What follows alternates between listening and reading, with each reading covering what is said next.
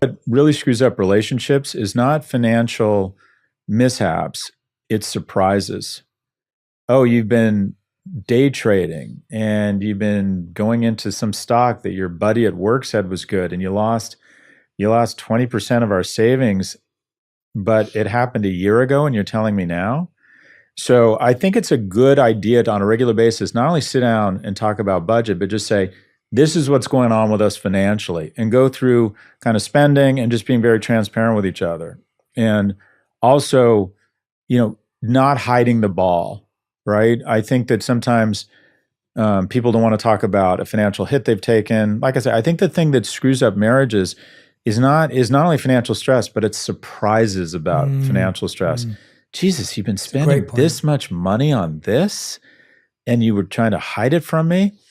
We lost 30% of our savings in this one stock and you didn't I check in with my partner and I say, this is where we are. This is what I'm thinking. I don't make a big investment without running it by her first.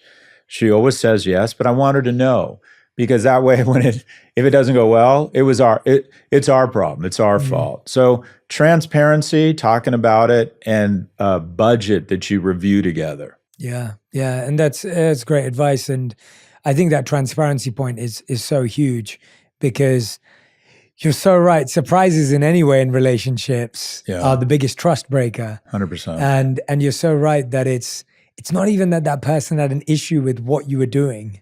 It's why you didn't tell them. Yeah. That's what really breaks it down.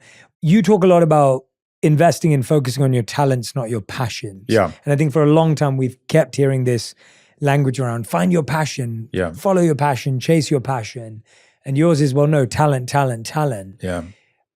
First of all, let's talk about why talent's over passions. And second of all, a lot of what I hear is, Jay, I don't even know what my passions are and I don't know what my talents are. Yeah. Where do I go? So first thing, why talent's over passions? And second, what do I do if I don't know what my talents are? Yeah, we get two types of speakers at NYU, really accomplished, impressive people, and billionaires. We've just decided once you have 3 commas around your net worth, you have insight into life.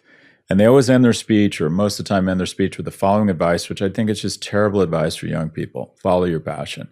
First off, recognize the majority of people telling you to follow your passion are already rich, and they made their billions in iron ore smelting.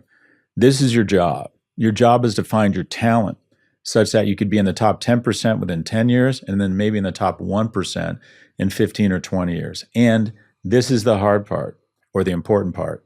In an industry that has a 90+% employment rate, which, by the way, is 90+% of industries. Young people's passions are often conflated with their hobbies. I would have liked to have been quarterback for the Jets. I have a pretty decent arm, a good field of vision.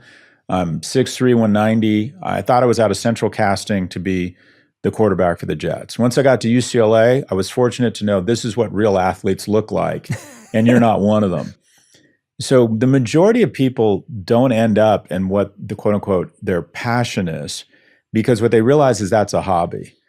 Art, DJ, modeling, athletics, nightlife, designing a jewelry line. The passion industries attract so much human capital that it drives down the return on your human capital. There are 180,000 actors and actresses in SAG-AFTRA. These are the most talented creatives in the world. And it's not easy to get a union card. Last year, 83% of them didn't qualify for health insurance because they didn't make $23,000. So recognize that if you're able to find something you're really good at, and it's in an industry with a 90+ employment rate, this is what's going to happen. Passion comes from mastery and the economic accoutrements of mastery of an industry. Now, no one grows up thinking, I'm passionate about tax law. But if you have the skills and the discipline to get a law degree and you understand the intersection between the law and economics and you know how to handle clients, the best tax lawyers fly private and have a larger selection set of mates than they deserve, in the top 10 or 20%. To have those sorts of accoutrements in a vanity industry, you have to be in the 0.1%. So I don't want to crush anyone's dreams. If you want to be a DJ or you want to be an athlete, fine.